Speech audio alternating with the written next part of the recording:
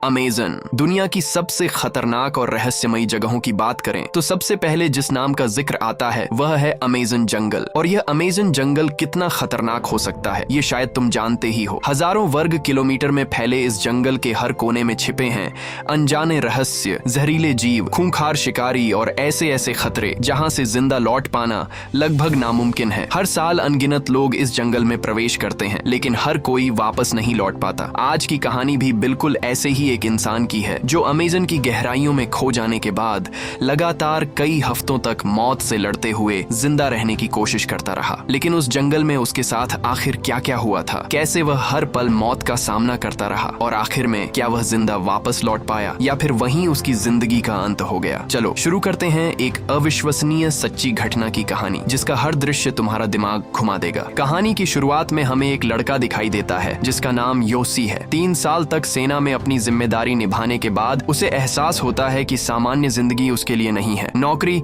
एक स्थायी भविष्य या नियमों के अनुसार जीना, इन सब से ज्यादा उसे दुनिया की अनजानी जगहों को अपनी आंखों से देखने का शौक था। इसलिए एक दिन वह सब कुछ छोड़कर नए अनुभवों की तलाश में निकल पड़ता है। उसका यह सफर उसे दक्षिण अमेरिका के बोलीविया ले जाता है। योसी नाव से अपनी मंजिल की तरफ जा रहा था, तभी एक आदमी दौड़ते हुए आता है और नाव रोकने के लिए कहता है। तब योसी नाव चलाने वाले से नाव रोकने के लिए कहता है। पता चलता है कि उस आदमी का नाम मार्कस था। मार्कस बहुत ही मिलनसार स्वभाव का इंसान था। वह पेशे से एक शिक्षक था लेकिन उसकी सबसे बड़ी खासियत उसका दोस्ताना व्यवहार था। वह बहुत कम समय में किसी से भी घुल मिल जाता था। इसी वजह से पहली मुलाकात के कुछ ही समय बाद योसी और मार्कस के बीच गहरी दोस्ती हो जाती है। इसके बाद योसी और मार्कस साथ मिलकर अलग अलग जगहों पर घूमने लगते हैं। ऐसे ही घूमते घूमते एक दिन मार्कस की मुलाकात अपने पुराने दोस्त केविन से होती है। केविन को फोटोग्राफी का बहुत शौक था। वह मुख्य रूप से एक वाइल्ड लाइफ फोटोग्राफर था। मार्कस योसी की भी केविन से पहचान करवा देता है। एक जैसी सोच और एडवेंचर के प्रति प्यार की वजह से तीनों बहुत जल्दी अच्छे दोस्त बन जाते हैं। फिर तीनों दोस्त मिलकर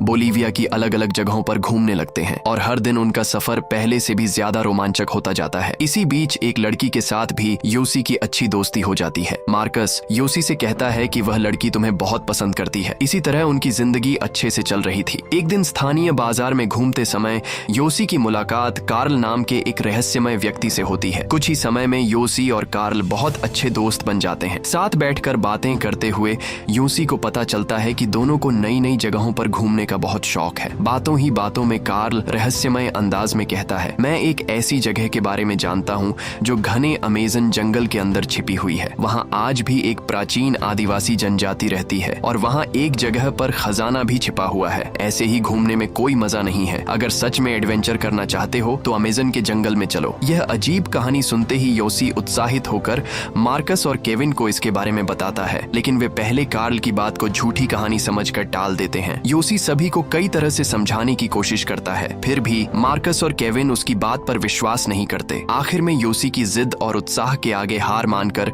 वे इस एडवेंचर में जाने के लिए तैयार हो जाते हैं। अगले दिन सुबह योसी, मार्कस और केविन कार्ल से मिलते हैं और इस एडवेंचर के लिए जरूरी सामान खरीदने लगते हैं। कार्ल नक्शा देखकर कहता है, यह नक्शा किसी भी काम का नहीं है, तुम्हारा असली नक्शा मैं हूँ। यह कहकर कार्ल सबको नक्शा समझाने लगता है। फिर रात में योसी सबको अपने पास रखी एक छोटी धार्मिक किताब दिखाता है जो उसके दादाजी ने उसे दी थी। उसके अनुसार यह किताब उसे हर मुसीबत से बचाएगी। योसी बताता है कि यह किताब देने के सिर्फ 2 दिन बाद ही उसके दादाजी की मौत हो गई थी, इसलिए योसी को पूरा विश्वास था कि यह किताब सच में उसे हर खतरे से बचाएगी। अगले दिन सुबह वे अपने सपनों के सफर की शुरुआत करते हैं। वे एक हवाई जहाज से अमेज़न जंगल पहुंचते हैं। उनका मकसद इस जंगल को पार करके उस आदिवासी गांव तक पहुंचना था। अमेज़न जंगल की चारों तरफ फैली खूबसूरत हरियाली, अनजाने पेड़ पौधे और शांत वातावरण उन्हें मंत्रमुग्ध कर देता है। ऐसा लग रहा था जैसे प्रकृति खुद उन्हें अपने और भी अंदर बुला रही हो। वे जंगल के अंदर चलना शुरू करते हैं। चलते चलते वे हैरानी से चारों तरफ देखते रहते हैं और केविन हर चीज की तस्वीर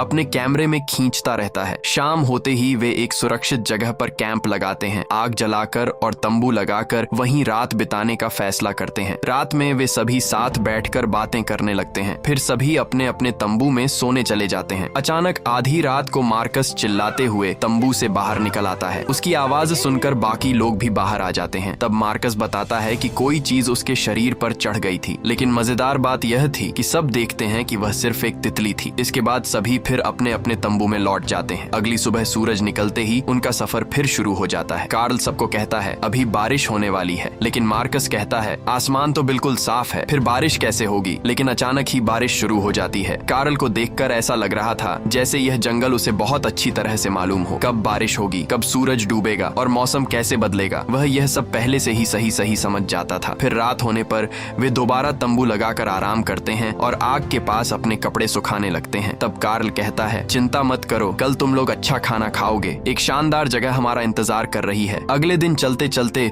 वे एक ऐसी जगह पहुंचते हैं जहां कुछ स्थानीय लोग रहते थे। यही वह जगह थी जिसके बारे में कार्ल ने पिछली रात बताया था। थोड़े ही समय में वहां के लोग भी उन्हें अपना मानने लगे। जितने दिन वे वहां रहे, सबके साथ खेलते, हंसते, बातें करते और खुशी से समय बिताते रहे। कुछ दिन वहां रहने के बाद वे फिर अपनी मंजिल की ओर निकल पड़ते हैं। रास्ते में उन्हें नदी से सोने के कुछ टुकड़े भी मिलते हैं, जिससे उनका एडवेंचर और भी रोमांचक हो जाता है। चलते चलते कार्ल पेड़ की डाल पर बैठे एक बंदर को देखता है और उसे गोली मारकर नीचे गिरा देता है। फिर बाद में पत्थर से उसे मार देता है। रात में कार्ल मजे से उसी बंदर का मांस खा रहा था, लेकिन बाकी लोग उसे खाने में बहुत हिचकिचा रहे थे। फिर केविन उसे खाकर कहता है कि यह सच में बहुत ज्यादा टेस्टी है। ये सुनकर योसी भी खा लेता है, लेकिन मार्कस ये सब नहीं खाता। अगले दिन वे फिर अपना सफर शुरू करते हैं। तभी अचानक मार्कस की तबीयत खराब होने लगती है। वह सबसे पीछे रह जाता है। बाद में पता चलता है कि लगातार चलते रहने की वजह से उसके पैर में गंभीर घाव हो गया है। हालत इतनी खराब हो जाती है कि उसके लिए सामान्य तरीके से चलना भी संभव नहीं था। तब कार्ल बताता है कि आदिवासी गांव तक पहुंचने में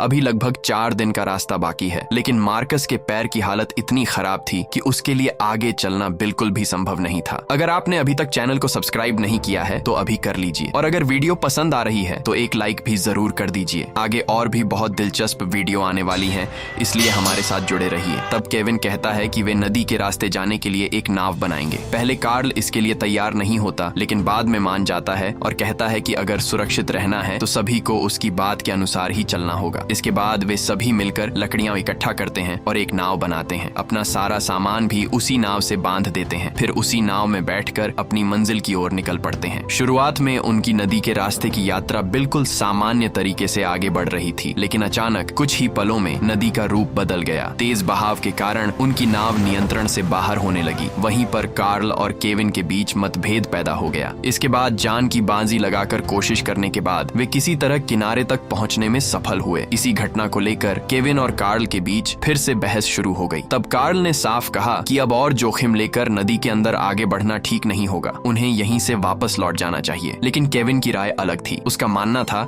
कि नदी का रास्ता ही सबसे तेज और आसान तरीका है और वे आगे जरूर जाएंगे। दूसरी तरफ मार्कस की तबीयत भी धीरे धीरे और ज्यादा खराब होती जा रही थी। मार्कस की हालत को देखते हुए भी कार्ल ने आगे न बढ़ने का प्रस्ताव दिया, लेकिन केविन और यूसी ने कहा कि वे अपना एडवेंचर पूरा किए बिना यहाँ से नहीं जाएंगे। इसके बाद केविन और यूसी अलग बैठकर बात करने लगे। वे आपस में चर्चा कर रहे थे कि मार्कस के पैर की हालत बहुत ज्यादा खराब है, इसलिए उसे अपने साथ ले जाना ठीक नहीं होगा। अगर उसे कार्ल के साथ वापस भेज दिया जाए तो वही उसके लिए बेहतर होगा। बाद में यूसी ने मार्कस से बात की तो उसने भी बताया कि वह कार्ल के साथ ही वापस जाना चाहता है। इस तरह काफी चर्चा के बाद उन्होंने 2 समूहों में बंटने का फैसला किया। कार्ल मार्कस को लेकर वापस जाएगा, जबकि केविन और यूसी नाव से नदी के रास्ते आगे बढ़ेंगे। उस रात उन्होंने वहीं बिताई और अगली सुबह सभी अपने अपने सफर की तैयारी करने लगे। विदा लेते समय कार्ल ने आखिरी बार उन्हें चेतावनी दी, आगे एक बेहद तेज बहाव तुम्हारा इंतजार कर रहा है, जहाँ जरा सी गलती भी जानलेवा साबित हो सकती है। अगर किसी को तैरना नहीं आता तो उसके लिए वहाँ न जाना ही बेहतर होगा, और थोड़ी दूर आगे एक द्वीप है जहाँ तुम लोग आराम कर सकते हो। इतना कहकर कार्ल मार्कस को लेकर चल पड़ा। दूसरी तरफ केविन और यूसी भी नाव में सवार होकर अपनी यात्रा पर निकल पड़े। दोनों बातें करते हुए आगे बढ़ रहे थे। नाव में बहते बहते वे लगभग उस द्वीप के पास पहुंच चुके थे। तब तक सब कुछ बिल्कुल सामान्य था, लेकिन अचानक नदी का बहाव बदल गया। वे जल्दी से किनारे पहुंचने की कोशिश करने लगे, लेकिन कुछ ही सेकंड की लापरवाही में नाव नियंत्रण खो बैठी और उफनते पानी की चपेट में आ गई। तब दोनों किसी तरह एक चट्टान को पकड़कर अपनी जान बचाने की कोशिश करने लगे, लेकिन इस तरह ज्यादा देर तक टिके रहना संभव नहीं था। इसलिए केविन ने फैसला किया कि वह नाव छोड़कर तैरते हुए किनारे तक जाएगा, लेकिन यूसी को तैरना नहीं आता था। तब केविन ने कहा कि वह पहले किनारे पहुंचेगा और फिर वापस आकर यूसी को बचा लेगा। वह उसे अकेला छोड़कर नहीं जाएगा। तेज बहाव से लड़ते हुए केविन आखिरकार किनारे तक पहुंच गया। वहां से उसने यूसी से कहा कि वह अपना चाकू उसकी तरफ फेंके, लेकिन बैग से चाकू निकालते समय यूसी का हाथ फिसल गया। अगले ही पल तेज बहाव उसे अपने साथ बहाकर ले गया। पानी के नीचे छिपी बड़ी बड़ी चट्टानों से बार बार टकराते हुए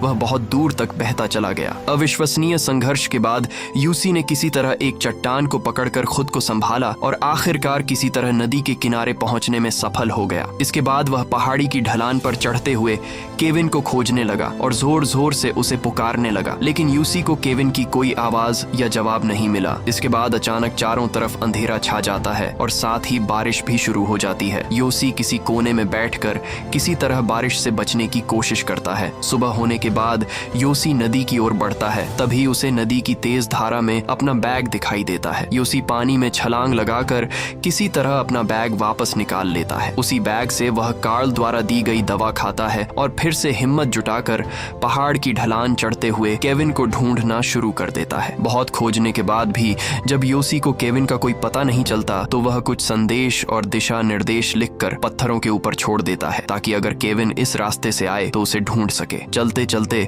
अचानक उसे सामने कुछ फल दिखाई देते हैं। उन्हें पाने के लिए वह पेड़ पर चढ़ने की कोशिश करता है। तभी उसे पेड़ के खोखल में एक जहरीला सांप दिखाई देता है। डर के मारे वह नीचे गिर जाता है, लेकिन फिर से हिम्मत जुटाकर वह दोबारा पेड़ पर चढ़ता है, सांप को नीचे गिरा देता है और पत्थर से मार डालता है। इसी तरह दिन बीतते रहते हैं। लगातार 6 दिनों तक यूसी जंगल से बाहर निकलने का रास्ता खोजता रहता है। भूख मिटाने के लिए उसे जो भी खाने लायक लगता वही खाकर जिंदा रहने की कोशिश करता। रात में किसी तरह पेड़ों की पत्तियों और टहनियों से एक छोटा सा आश्रय बनाकर सोने की कोशिश करता। धीरे धीरे उसकी जिंदगी मानो सभ्यता के हर निशान से दूर होकर आदिम इंसानों जैसी बन जाती है। एक दिन चलते समय यूसी को एक जगह 2 पक्षियों के अंडे दिखाई देते हैं। अपनी भूख मिटाने के लिए वह उन्हें भी खाने पर मजबूर हो जाता है। इसके बाद वह जंगल के और भी गहरे हिस्से में चला जाता है। रात होते ही एक नया डर शुरू हो जाता। चारों ओर जंगली जानवरों की आवाजों के कारण उसकी आंखों में नींद नहीं आती। एक रात एक खतरनाक जंगली जानवर उसके आश्रय की ओर बढ़ने लगता है। तब यूसी तुरंत स्प्रे का इस्तेमाल करके आग की लपटें पैदा करता है। आग को देखकर वह जानवर वहां से भाग जाता है। अगली सुबह उसे अपने माथे पर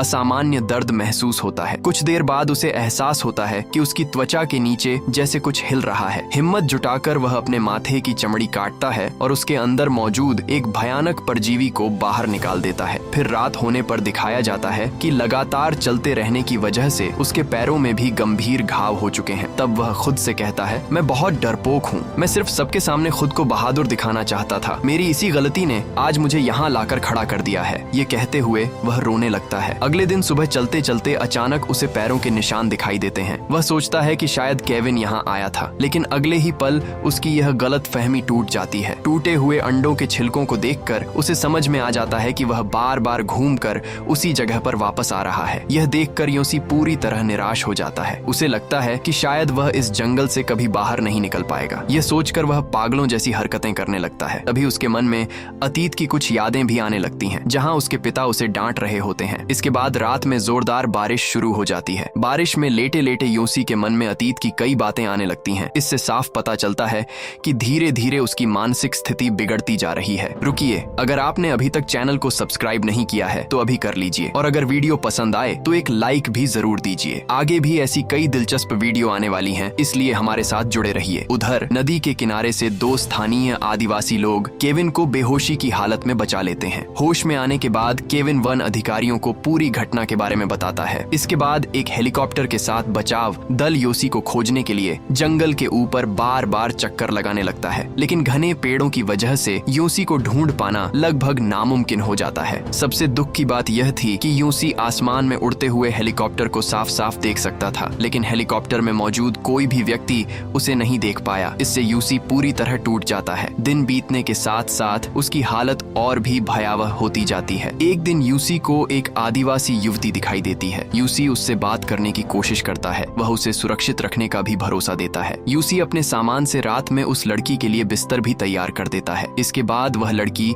यूसी के साथ साथ चलती रहती है और इशारों में उससे बातें करती है। उस रात यूसी उसी लड़की के साथ सो जाता है, लेकिन अचानक उसकी आंख खुलती है और वह देखता है कि वहाँ कोई भी नहीं है। तभी उसे एहसास होता है कि यह सब उसकी अपनी कल्पना थी। वास्तव में वहाँ कोई भी नहीं था। लंबे समय तक भूखे रहने, थकान और अकेलेपन ने उसे इस हालत में पहुंचा दिया था कि वह हकीकत और कल्पना के बीच का फर्क ही नहीं समझ पा रहा था। उसे मार्कस, केविन और अपनी माँ तक दिखाई देने लगे थे, यानी वह हेलुसिनेशन का शिकार हो चुका था। दूसरी तरफ केविन यूसी को न ढूंढ पाने के बाद फिर से फॉरेस्ट ऑफिसर के पास जाता है और उससे यूसी को खोजने की बात कहता है, लेकिन ऑफिसर उसे बता देता है कि इतने दिनों बाद यूसी का जिंदा होना नामुमकिन है। जब ऑफिसर किसी भी तरह उसकी मदद करने को तैयार नहीं होता, तब केविन अकेले ही यूसी को खोजने का फैसला करता है। है। केविन की इसी जिद को देखकर ऑफिसर उसे एक ऐसे आदमी के बारे में बताता है जिसे इस जंगल और नदी की पूरी जानकारी थी। इसके बाद केविन उस आदमी से बार बार विनती करता है कि वह अपनी नाव से उसके साथ यूसी को खोजने चले। वह आदमी पहले तो मना कर देता है, लेकिन केविन के बार बार कहने पर आखिरकार मान जाता है। फिर केविन और वह आदमी नाव लेकर यूसी की तलाश में निकल पड़ते हैं। इधर यूसी के सामने एक नई मुसीबत आ खड़ी होती है। चलते चलते वह अचानक क्विक सैंड में धंसने लगता है। वह जितनी ज्यादा बाहर निकलने की कोशिश करता उतना ही ज्यादा अंदर धंसता जाता। तभी यूसी खुद को शांत करता है और अपने दादाजी की बातों को याद करने लगता है। आखिरी पल में वह आंखें खोलता है और पास की एक मजबूत डाल को पकड़कर पूरी ताकत से खुद को बाहर खींच लेता है। तब तक उसका शरीर पूरी तरह टूट चुका था। अब उसमें चलने की भी लगभग ताकत नहीं बची थी। फिर भी उसने जिंदा लौटने की उम्मीद नहीं छोड़ी। तभी यूसी की नजर जहरीली फायर एंट पर पड़ती है। तभी उसके दिमाग में एक तरकीब आती है। वह अपने कपड़े उतारकर उन चींटियों को अपने शरीर पर डाल देता है। उन जहरीली चींटियों के डंक की दर्द से